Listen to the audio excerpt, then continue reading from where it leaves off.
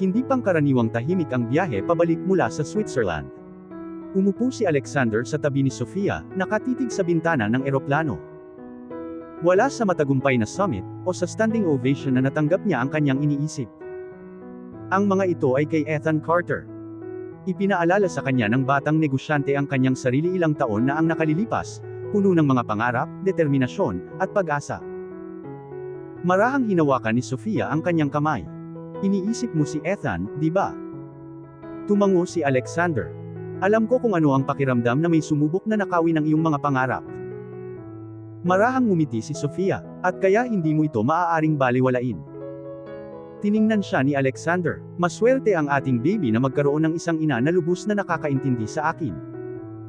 Tumawa si Sofia, at isang ama na hindi mapigilan ang pagtulong sa mga tao.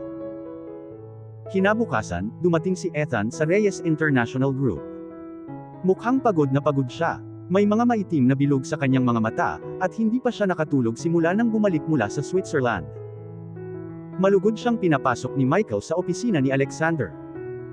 Mr. Carter, hinihintay ka na ni Mr. Reyes. Pagpasok ni Ethan, tumayo si Alexander at inalok siya ng isang tasa ng kape. Umupo ka. Bumuntong hininga si Ethan. Hindi pa ako nakaramdam ng ganito kawalang magawa. Nanatiling kalmado si Alexander. Ikwento mo sa akin ang lahat. Inilagay ni Ethan ang ilang dokumento sa mesa. My company's clean energy technology, Project Phoenix, ay ninakaw mula sa aming mga secure na server. Sa loob ng 48 hours, isa pang korporasyon ang nag-anunsyo ng halos magkaparehong produkto. Tiningnan ni Sofia ang mga file. Halos magkapareho ang mga disenyo. Tumango si Ethan. Ginugol ng aking mga engineer ang 5 taon sa pagbuo nito. Maingat na sinuri ni Alexander ang ebidensya. 2 posibilidad lang. May nag-hack sa iyong kumpanya. O may nagtaksil sa iyo sa loob. Yumuko si Ethan. Ayokong maniwala na may sinuman sa aking team ang gagawa niyan. Naalala ni Alexander ang pagtataksil ni Richard ilang taon na ang nakalilipas. Alam niya kung gaano kasakit kapag nasira ang tiwala. Hindi tayo mag-a-accuse ng kahit sino ng walang patunay, sabi ni Alexander. Pero hahanapin natin ang katotohanan. Nang hapong iyon, bumuo si Alexander ng isang espesyal na team ng investigasyon. Si Michael ang mamumuno sa seguridad. Susuriin ni Sofia ang mga original na record ng disenyo ng Project Phoenix. Personal na makikipagnegosasyon si Alexander sa mga expert sa batas, at mga international investigator. Habang naghahanda ang lahat para magsimula, nagmamadaling pumasok si Michael sa silid. Boss! Ano iyon? Natukoy na namin ang kumpanyang naglunsad ng Kinopiang Technology. Tumingala si Alexander. Sino sila? Naglagay si Michael ng isang folder sa mesa. Titan Global Industries. Kumunot ang noo ni Alexander. Isa sila sa pinakamalaking korporasyon ng technology sa mundo. Tumango si Michael. At ang kanilang CEO ay may reputasyon sa pagdurog sa mas maliliit na kakumpetensya. Mukhang nag-aalala si Sofia. Kung sila talaga ang nasa likod nito, wala nang pag-asa si Ethan. Isinara ni Alexander ang folder. Kung gayon, hindi niya sila lalabanan ng mag-isa. Nang gabing iyon, nakatanggap si Alexander ng isang hindi inaasahang tawag sa telepono. Mr. Reyes. Kalmado at may kumpiyansa ang boses. Si Damian Wolf ito, CEO ng Titan Global Industries. Tumigas ang ekspresyon ni Alexander. Ano ang kailangan mo? Humagalpak ng tawa si Damian. Nabalitaan kong tinutulungan mo si Ethan Carter. Iminumungkahi kong umalis ka na. Nanatiling tahimik si Alexander. Nagpatuloy si Damian. Negosyo ito. Huwag mong gawing personal. Sa wakas ay sumagot si Alexander. Naging personal ito nang sandaling ninakaw ng isang tao ang pangarap ng ibang tao. Nagkaroon ng maikling katahimikan. Pagkatapos ay tumawa si Damian. Interesting. Gusto kong makita ang sikat na si Alexander Reyes. Matigas na sagot ni Alexander. Kung ang iyong kumpanya ay inosente, wala kang dapat ikatakot. At kung hindi kami? Tanong ni Damian. Matatag ang boses ni Alexander. Kung gayon, magkikita tayo sa korte. Napawi ang tawa ni Damian. Bago tinapos ang tawag, nagsalita siya ng isang huling pangungusap. Mag-ingat ka, Mr. Reyes. Bawat imperyo ay may kahinaan. Naputol ang linya. Pumasok si Sofia sa opisina. Sino iyon? Tiningnan ni Alexander ang mga ilaw ng lungsod sa labas. Ang lalaking maaaring maging pinakamalakas nating kaaway. Sa sandaling iyon, sa kabilang panig ng lungsod, nakatayo si Damian Wolf sa loob ng kanyang marangyang penthouse. Tiningnan niya ang isang naka-frame na ginupit na pahayagan. Ang headline ay nagsasabing, si Alexander Reyes ay hinirang na CEO of the Year. Dahan-dahang ngumiti si Damian. Tingnan natin kung ang pinakadakilang CEO sa mundo makakaligtas sa Project Phoenix. Kumalat ang balita sa global business community sa magdamag. Opisyal na nagsampa ng kaso ang Reyes International Group laban sa Titan Global Industries, na inakusahan ng kumpanya ng pagnanakaw ng revolutionary Project Phoenix technology ni Ethan Carter. Binahan ng mga headline ang mga istasyon ng telebisyon, pahayagan, at social media. Hinahamon ng CEO of the Year ang global tech giant. Naniniwala ang ilang analyst na si Alexander ang pinakamalaking pagkakamali sa kanyang karera.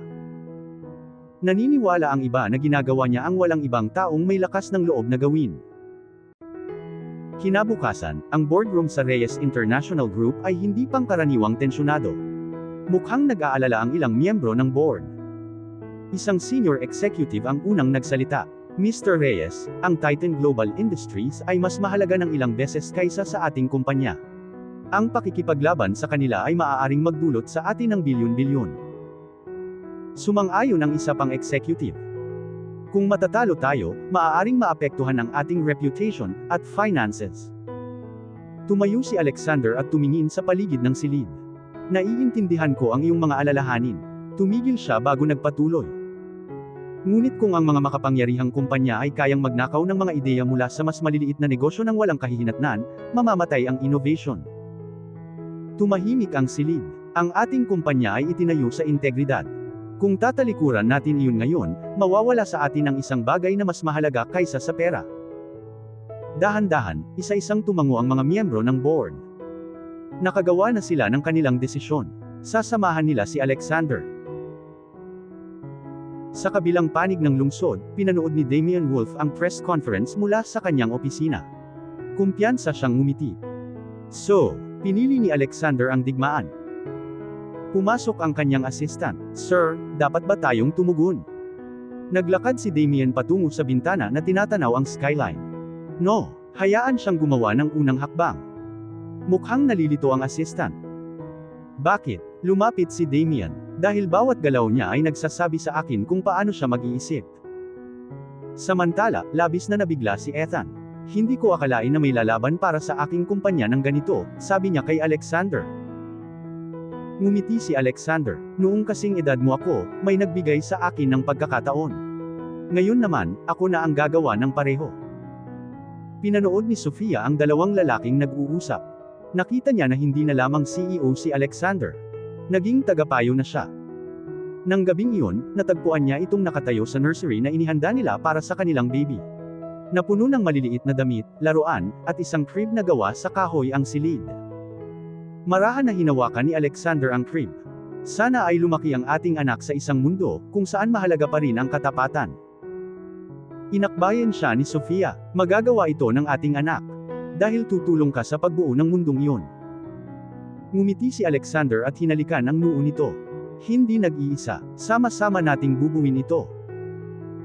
Pagkalipas ng 2 araw, nagkita ang dalawang kumpanya para sa unang mediation hearing. Napuno ang conference room ng mga abogado, investors, at mga business leader. Sa unang pagkakataon, nagkaharap sina Alexander Reyes at Damian Wolf. Iniabot ni Damian ang kanyang kamay. Isang karangalan ang makilala ka sa wakas.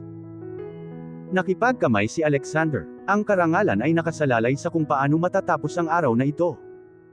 Ngumiti si Damian. I like you already. Sinimulan ng mediator ang meeting. Mr. Wolf, Mr. Reyes, ang layunin natin ay lutisin ang hindi pagkakasundo na ito ng mapayapa. Sumandal si Damian sa kanyang upuan. Mayroon akong proposal. Tumingin ang lahat sa kanya. Inilapag niya ang isang dokumento sa mesa. Kung pipirmahan ni Ethan Carter ang Project Phoenix sa Titan Global Industries, babayaran ko siya ng $500 million. Tumahimik ang silid. Napatitig si Ethan sa alok na hindi makapaniwala. Mas malaki ang halaga nito kaysa sa kanyang pinangarap. Kumpiyansang ngumiti si Damien. Kunin mo na ang pera. Hindi mo na kailangang magtrabaho pa sa susunod na araw. Naghintay ang lahat sa sagot ni Ethan. Tiningnan ni Ethan si Alexander. Hindi nagsalita si Alexander, ngumiti lang siya at sinabing, "Sa iyo ang desisyon." Huminga ng malalim si Ethan. Pagkatapos, nang walang salita, kinuha niya ang kontrata. Masusing pinagmasdan ng lahat. Ngumiti si Damien, siguradong nanalo siya. Pero sa halip na pirmahan ito, pinunit ni Ethan ang kontrata. "Hindi ko itinayo ang Project Phoenix para yumaman," matatag na sabi ni Ethan. "Itinayo ko ito para baguhin ang mundo." Hindi maitago ni Alexander ang kanyang mapagmalaking ngiti. Sa unang pagkakataon, nawala ang tiwala ni Damien. Napagtanto niyang hindi na lang siya nakikipaglaban sa isang tapat na CEO. Kaharap niya ang isang bagong henerasyon na ayaw magpabili. Habang palabas ng conference room ang lahat, tahimik na bumulong si Damien sa kanyang assistant. Kung hindi matatalo ng pera si Alexander Reyes. Kung gayon, kailangan nating atakihin ang pinakamamahal niya. Sa malayo, biglang tumunog ang telepono ni Sofia. Isang hindi pamilyar na boses ang nagsalita mula sa kabilang linya. "Mrs. Reyes, we have your husband under surveillance." Agad na natapos ang tawag. Kumirot ang puso ni Sofia. Someone had crossed the line. Hindi na ito basta laban sa negosyo. Naging personal na ito.